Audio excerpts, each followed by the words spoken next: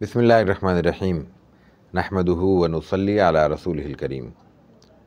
हमारी ये ज़िंदगी अगर तवाज़ुन से आशना हो जाए तो ये जन्नत है, और इसका तवाज़ुन मुतासिर हो जाए तो बाज़ औक़ात इसकी शक्ल जहन्नुम से मिलती जुलती है। रसूल अकरम सल्लल्लाहु अलैहि वसल्लम की सारी तालीमात इसमें तवाज़ुन पैदा करने के लिए ही हैं, और हमारी कामयाबी उस कदर है जिस कदर हम वो तवाज़ुन पैदा कर लेते हैं, और हमारी नाकामी उस कदर है जिस कदर हम उसमें कामयाब नहीं हो सकते। आप अलैहिस्सलातु व तस्लीम को हर शख्स फॉलो करता था, खुसूसन सहाबाए किराम के यहाँ तो ये मुमकिन नहीं था कि आपके अलावा भी वो किसी की तरफ देख सकें। उस कैफ़ियत में बाद सहाबा रसूल अकरम सल्लल्लाहु अलैहि वसल्लम के हवाले से कुछ जानने के ख्वाहिशमंद थे। उन्हें अज़वाज मुतहरात से तफसीलात मालूम हुई।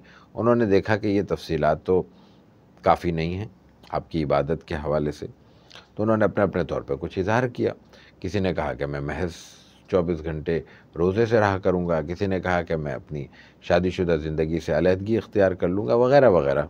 आप अलैहिस्सलातु व तस्लीम को ये इल्म हुआ तो आपने इसको पसंद नहीं किया, और आपने फरमाया कि देखो, इत्तिबा तो मेरी करनी है, फॉलो तो मुझे करना है, और मेरे साथ मामला ये है कि मैं इबादत भी करता हूँ, ज़िंदगी के दूसरे मामलात को भी बजा लाता हूँ, शादीशुदा भी हूँ, अज़वाज भी मौजूद हैं, उनके हुकूक भी अदा करता हूँ, रोज़े भी रखता हूँ, और न सिर्फ ये कि रोज़े रखता हूँ बल्कि रोज़े तर्क भी करता हूँ, यानी नफली रोज़े हर वक्त नहीं रखता।